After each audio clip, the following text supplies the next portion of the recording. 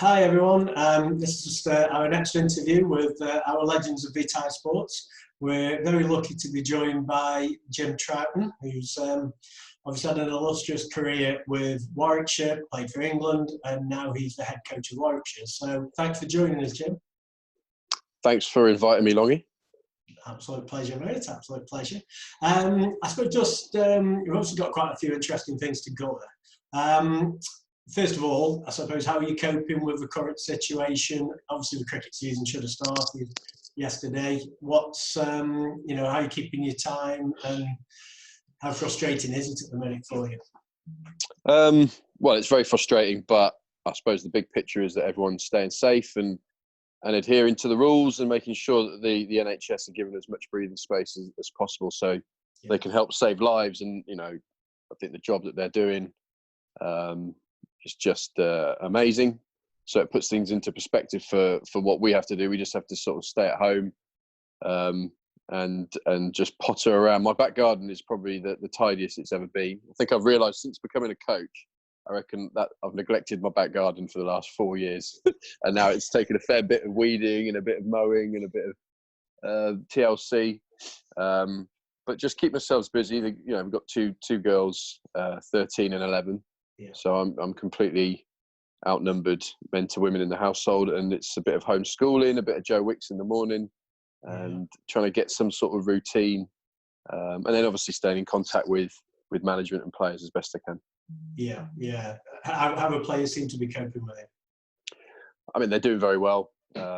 Obviously, they're given physical programs to keep ticking over. The bowlers, we're asking them to, as best they can, to try and get some overs under their belt, in the back garden.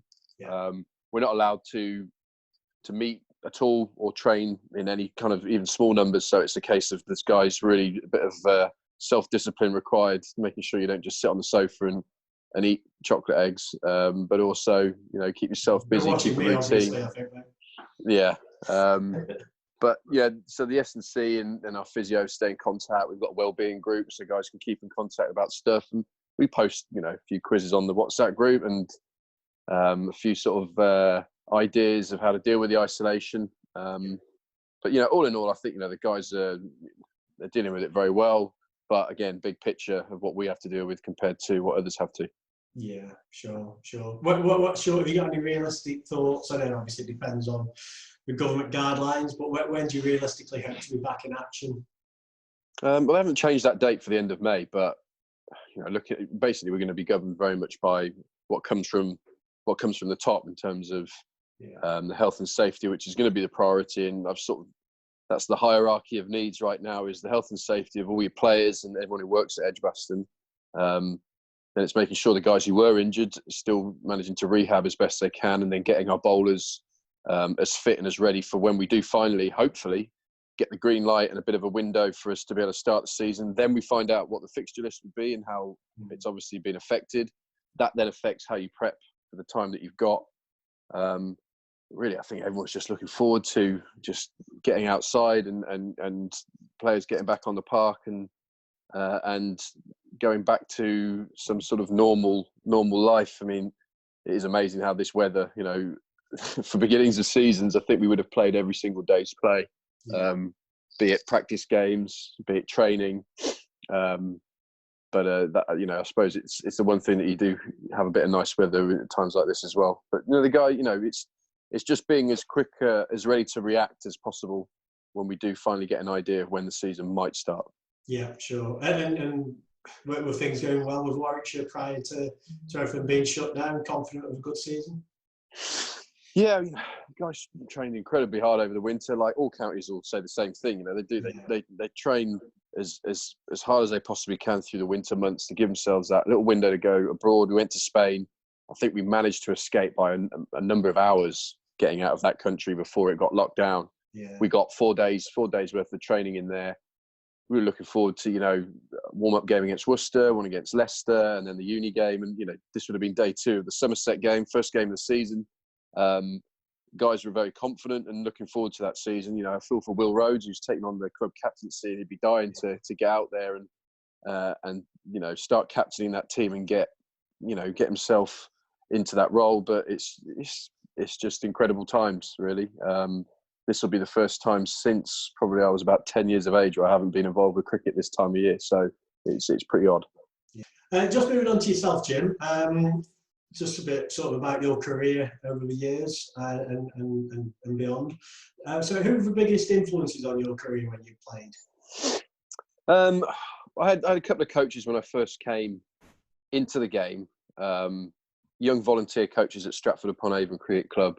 The Webb brothers, as we call them, Alan and Brian Webb, who were a couple of young coaches, well, a couple of coaches there who, you know, volunteered their time to give people the bug. You know, we had a young overseas player at Stratford at the time from Bolland, just outside Cape Town. Paul Matthews was his name. He was an overseas player who, as a young, impressionable, you know, young lad who's coming into the game. Sorry, I just cut out then. Yeah. He gave me the bug. You know, he was a fantastic cricketer. Took me under his wing, and I just loved the sport from that early age. I think coaches at Warwickshire would be, you know, Neil Aberley, who was the second team coach and ran the Winter Nets with Steve Perriman and Rebel, Steve Rouse, who was ex-groundsman at Warwickshire. They were three coaches, my first impact. And then Bob Woolmer as my first sort of head coach, who gave me my first opportunity. They would definitely, you know, it's times like this, it would be good to have a good chat with Bob. Very philosophical about cricket and about life. And during times like this, it'd have been good to have a few chats with. Not to be there, obviously, the tragedy that happened in 2007. Yeah. But in terms of influence in my game, definitely early in my career, Bob would be up there. And then I'd say Johnny Vererity was a coach at Warwickshire, brilliant for my batting. Ashley Giles for the sort of the combination we had as captain coach, the influence he had on me there in terms of leadership. So there's been some people that I can really owe a lot to from very young age, about 11 years of age, up to now. Yeah. And you've obviously enjoyed the transition from playing to coaching. So that was obviously forced upon you a little bit towards the end of your career with your back injury, but no complaints. You've enjoyed that so far? Yeah, I think captaincy was what really highlighted coaching, something, you know, in terms of building relationships. That's the key, in my view, to any coach. And I talk about those coaches who had those influences. It's about gaining relationships. It's about trust. It's about instilling, you know, whether it be technical, mental, or tactical things to your game. But if you don't have that connection with people, you're going to struggle to lead. You're going to struggle to manage. And I think captaincy would definitely open my eyes to coaching. And you know, although I retired earlier than I wanted to, I almost saw it as a bonus that I got on the coaching ladder earlier. And now retired in 14. You know, it's nearly 5-6 years now of coaching. My playing days, I can't even remember playing now. So I very much feel myself as a coach rather than an ex-player. Good, mate, good. And if one moment stood out for you in your career, what would that be? Oh, blimey. Well, you know, I think your debut. Your first class debut, played Worcester in my debut in 2001. Lord's final the following year, you know, first time I had ever played at Lord's. Benson Hedges final, the last Benson Hedges final, and that. So you know, playing in a final as it is, and playing at Lord's, but being that the first time I'd actually stepped on the hallowed turf of Lord's as well. It was, you know, we won the game. It was a good game to be a part of. Playing for England is always an ambition. Although it didn't go as well as it could have, I still managed to achieve something that, as a young lad, I think, you know, every young cricketer wants to be able to represent their country. And I think captaincy, leading Warwickshire, the championship win in 2012 will be really proud moments as players and as coach. In my shorter career as a coach, particular game, I caught a final down at the Oval in 2017, the T20, when we chased 200 to get to finals day. Getting back into Division 1 after being relegated.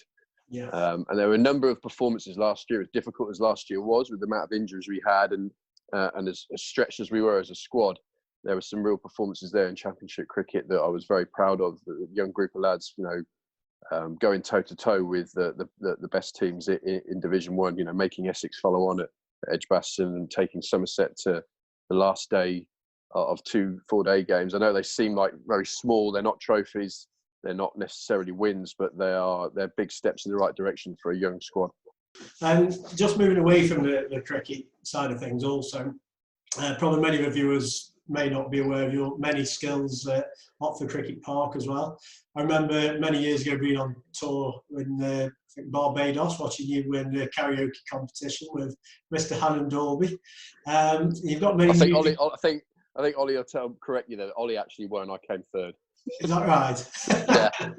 Ollie took. We'd had a few drinks, so I can't remember exactly. I'll be honest. Who comes second? Yeah. Then? Well, I came third, but I think I was supposed to be fourth. But the bloke who came third had gone, so I think the only reason I snuck into third place was because some bloke had gone home early. But Ollie did a very good rendition of Delilah, and it was a very good evening. Yeah, very good evening. There's a number of obviously counties out at that time.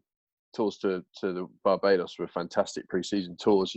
But I think one year we had 6 counties out of 18, so that's a third of the championship out in Barbados. Good times, good pre-seasons those. Good, yeah, fantastic. Yeah, I think that might have been the year actually when there was 6 out there. So you obviously you're getting well known for your guitar playing now as one of your side skills, and also you've been doing some. A few years ago you did some book illustrating, which I also understand you're doing again now. Is that right? Yeah. So it was weird because the guitar thing is I when you say I play guitar, it's a very basic, almost comedy guitar. It's impressive to me, mate, with my music. But in terms of illustrations, I actually, this doesn't ruin the internet. I remember I've got this bookshelf here, and I found this old one. This was the 2008. I think we'd gone down in 2007 to Division 2. So 2008, Ashley Giles' first year as coach, and I was injured, with my dodgy back. So I'd missed the first sort of, I'd say 6 weeks of the season. So I decided to illustrate the year. This ended up becoming a book called The Push for Promotion. You can see that there's Ashley Giles there. there's Darren Maddy, who was captain, and there's White Lightning, AD, who was bowling coach. So this was a year I followed every Champo game and did an illustration of like the sort of behind the scenes stories. And in the end, we ended up getting promoted, won the title, which was quite good. So that was the start of sort of doing little illustrations, caricatures, mucking around rainy days during cricket. Then a couple of years ago, I think it was 2015, Izzy Wong, who's a young female player at Warwickshire, fantastic future ahead of her, fast bowler. Her mum, Rachel, asked if I wanted to illustrate a book. Because if you go to Warwick Castle, there is the legend of the Bear and Ragged Staff, and the emblem of the bear, and of the Legend of Morvidus, who was I think he was a knight or something. So this was a book which I illustrated called The Legend of Morvidus, the Bear, the Bat, the Ragged Staff. And so that was the start of that. And then obviously lockdown happens. Rachel gives me a call and says, well, we read that story to our youngest a lot. And he asks, well, where did the bear come from on his shield, which is in the story? So she said, what about writing a prequel? And you can illustrate that. And so the last sort of 2-3 weeks, I've been sketching some things, and hopefully another book will be coming out. And we've talked to Warwickshire, talked to the media guy Tom at Warwickshire, and we definitely want to dedicate something to the NHS out of the proceeds that are made from this book. So hopefully a nice story to come out of something that's, I suppose when you're locked in a house for a long period of time, you've got a lot of time to do some sketches. So I'm doing that at the moment. Yeah, brilliant. Great. Well done, mate.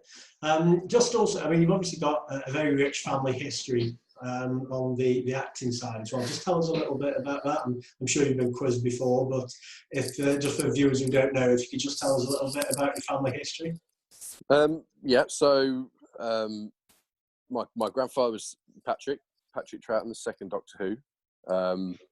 My mum and dad, both actors, both brothers, younger and older brother, actors as well. Cousin Harry was in the Harry Potter. Sorry, yeah, was in the Harry Potter movies. He played his horrible stepbrother, Dursley, is it? I think so. I can't remember exactly the name. Yeah. Uncle, actor as well. So a lot of acting pedigree in the family. Very much the odd one out when it came to sport. And yeah, so an upbringing that involved going to the theatre, watching my dad, and now seeing my brothers, on the screen, on stage, is really good fun to go and do, and it's something different to cricket. Yeah, oh, brilliant. So just going on to the Warwickshire changing room over the years. So I mean, we were discussing music. Who's the ones, or who would you say had the worst musical taste over your years in the Warwickshire changing room, and possibly now as well? Worst musical taste. Well, I think anyone who's under the age of probably 23, I've just got to group them all in, because it ends up just being the iTunes top 20, which just involves no imagination whatsoever. So we all obviously have our own eclectic taste, but I just say sometimes it's more just the lack of interesting material that just seems to all sound the same. So I end up sounding like an old man, because I probably could be a dad to most of them, to be fair, in terms of the age difference. But yeah, I'd say that they're all pretty poor when they get below the age of sort of 21. Yeah, I'd agree. We sound like two very old grumpy men. Agreed. Who's the funniest player, would you say, in the changing room? Funniest. Make me laugh. I think OHD, he always does make me laugh, to be fair. He's got a good sense of humour. Mm-hmm. Tim Ambrose has a dry sense of humour, which is sometimes like it can offer a nice bit of light relief. And then some people are just funny just through their behaviour. Atik Javid was always someone who made me smile. He was at Warwickshire for many years, Leicester for the last couple of years. He'd always come out with some very funny things as well. Some people do it on purpose. Some people do it completely by accident. He would be one who would do it by accident. What about the angriest player? Jonathan Trott, when he got out, definitely. Yeah. Ricky Clark could have a good blow up every now and again. And Ashley Giles when he was hungry. That would probably be the three. Okay. Interesting reasons. And just going back to a bit more serious stuff, any advice you've got for sort of young players, sort of from any age, sort of trying to make it into the game, particularly during this period, where it's obviously, there's going to be a lot of people who are champing at the bit to get out there playing. Must be really frustrating. So what's your sort of advice for them at the moment? Blimey, I mean, look, the cricket side of things, you're very limited. And this is a tough thing with cricket. It's very hard to emulate the actual game in any kind of practice. We're always in nets, we're indoors, but you don't really get to replicate the game of cricket. You can just replicate the skills. So that's what you've got to try and do in the back garden, whether it be some catching work, hopefully having, brothers and sisters to come and bowl at you, mum and dad, and you can do some hits. And then also, whatever you can do to make sure that you get your bowling up to scratch. It's going to be really a case of using your imagination a little bit with what time you've got. I think, getting a routine to your day as well, making sure that you set aside certain times a day to do fitness work and do skills work.